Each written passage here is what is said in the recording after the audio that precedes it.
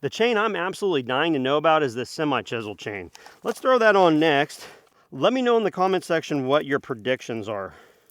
So this is what that chain looks like. We've got semi-chisel, slight, safety raker, full comp. This type of chain can be preferential for people in very dirty wood because semi-chisel is known to hold up a little bit better than full chisel. Make sure you hit that thumbs up button because it is totally unlike me to open up boxes of chain when I have so many chains in rotation already. I purchased these specifically for this test. Now we're looking at brand new semi-chisel chain out of the box.